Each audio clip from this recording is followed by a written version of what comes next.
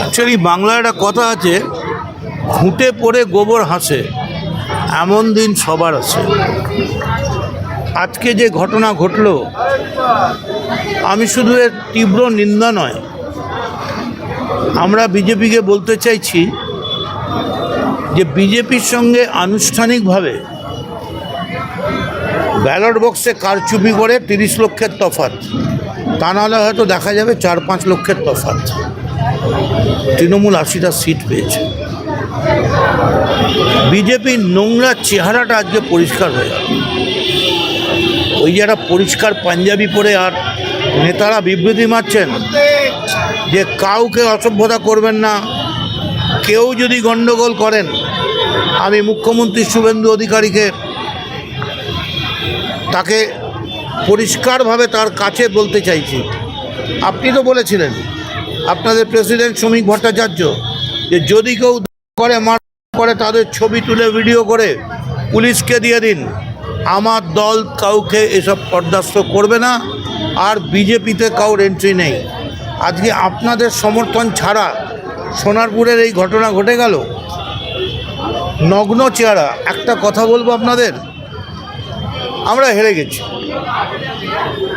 পুরু যখন আলেকজান্ডার যখন পুরুকে জিজ্ঞেস করেছিল কীরম ব্যবহার আশা করেন, পুরু বলেছিল রাজা যেমন রাজার সঙ্গে ব্যবহার করে।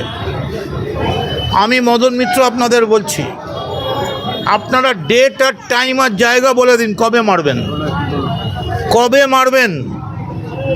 অভিষেক কেন, আমাদের সবাইকে মারবেন। আমরা সব এমএলএরা একসঙ্গে যাব, মারবেন আমাদের।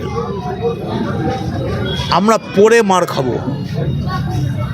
আমরা বিধানসভার চত্বরে বুকের রক্তে রক্তাক্ত করে দেবো বিধানসভার চত্বর। কিন্তু কবে মারবেন বলে দিন। এরকম কাপুরুষের মতো লুকিয়ে কেন সুযোগ নিলেন? অভিষেক তো কোনো চুরি করতে ডাকাতি করতে যায়নি, একটা বিপদগ্রস্ত মানুষের পাশে দাঁড়াতে গেছিল। তো এই তো সামনেই 18ই জুন খুলছে, আপনারা বলে দিন যে আপনাদের ঢুকতে দেবো না বিধানসভায়। তা আমরা পরে মার খাবো, আমাদের হাত উঠবে না পাল্টা।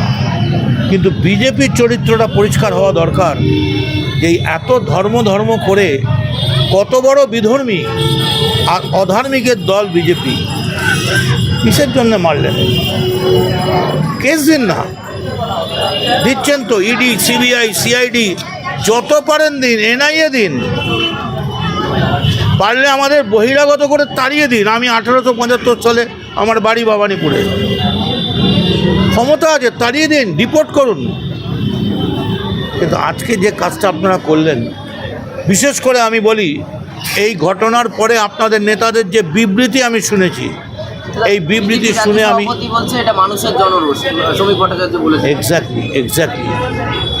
এক্স্যাক্টলি মানুষের জনরোষ।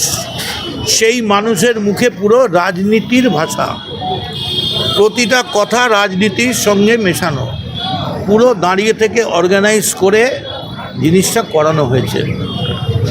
মানুষের জনরস যদি হয়, আমি ধরে নিচ্ছি আপনি তো ক্ষমতায় আছেন, কেউ যদি অন্যায় করে, মানুষের জনরস যদি তাকে পিটিয়ে মারতে চায়, তাহলে আপনার কি কাজ হচ্ছে সেই পিটিয়ে মারাকে মদত করা নাকি তাকে রক্ষা করা? আপনারা বলবেন পুলিশ পাঠিয়েছেন, বাহ নাইস। 2 ঘন্টা ধরে 1 ঘন্টা 50 মিনিটের সিনেমা শেষ হয়ে যায়। 2 ঘন্টা ধরে নাটকটা চালিয়ে একা অভিমন্যুর মতো অভিষেককে আঘাত করালেন, মারলেন, আর বলছেন জনরোষ।